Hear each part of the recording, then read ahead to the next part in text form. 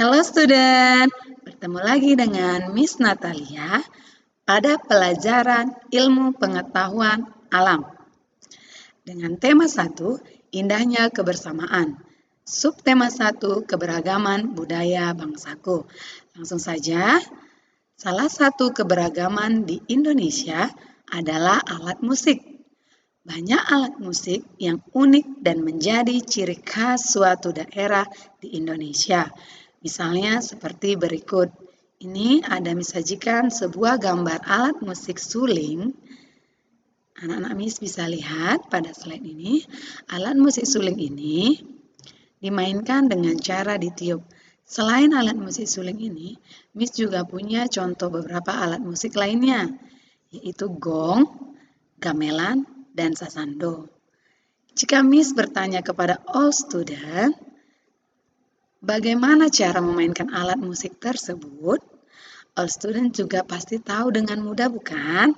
Karena dengan cara melihat alat musik ini aja, all student pasti sudah mengerti bagaimana cara memainkan alat musik tersebut. Setiap alat musik mempunyai suara yang berbeda-beda, bergantung dengan bentuknya dan cara memainkannya. Perubahan keras dan pelannya alat musik dipengaruhi oleh getaran benda yang menghasilkan suara. Alat-alat musik tersebut, jika dimainkan, dapat menghasilkan bunyi yang indah. Tahukah kamu apa yang dimaksud dengan bunyi?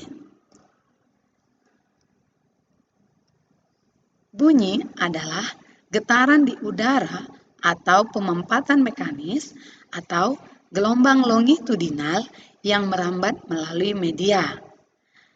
Media atau zat perantara ini dapat berupa zat cair, padat, dan gas. Jadi, dapat ditarik kesimpulan bahwa gelombang bunyi dapat merambat. Ya, all student, gelombang bunyi ini dapat merambat melalui benda cair, padat, dan gas. Bunyi ditimbulkan oleh benda yang bergetar. Semakin kuat benda bergetar, maka semakin kuat pula bunyi yang ditimbulkannya. Dan sebaliknya, semakin lemah benda itu bergetar, maka semakin lemah juga bunyi yang ditimbulkan. Ya, untuk sampai saat ini, all student pasti paham kan? Jika semakin kuat benda itu bergetar, maka semakin kuat pula bunyi yang dihasilkan. Dan sebaliknya, jika semakin lemah benda itu bergetar, maka semakin lemah pula bunyi yang dihasilkan ya. Semua benda yang dapat menghasilkan bunyi disebut sumber bunyi. Banyak macam sumber bunyi, termasuk salah satunya yaitu alat musik. Alat musik yang sudah disajikan tadi contohnya ya all student. Dan di sini adapun syarat terjadinya bunyi yaitu ada 3 syarat. Yang pertama, syaratnya adalah terdapat benda yang bergetar.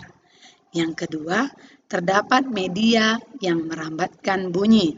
Contoh medianya ini tadi, boleh media dari zat cair, benda padat, dan gas. Itu yang dinamakan medianya ya nakku. Yang ketiga, terdapat penerima yang berada di dalam jangkauan sumber bunyi. Jadi, bunyi itu dapat terdengar jika penerimanya dalam jangkauan sumber bunyi. Jika terlalu jauh dari jangkauan, maka penerima belum tentu dapat mendengar dengan baik. Ya, sampai di sini penjelasan Miss tentang bunyi.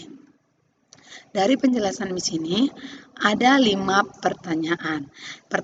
Kelima pertanyaan ini dapat dikerjakan di buku tugas anak Miss dan dapat dikumpul pada saat konsultasi belajar atau dapat dikirim melalui WA. Sampai di sini pelajaran kita ya. Selamat belajar dan salam sehat.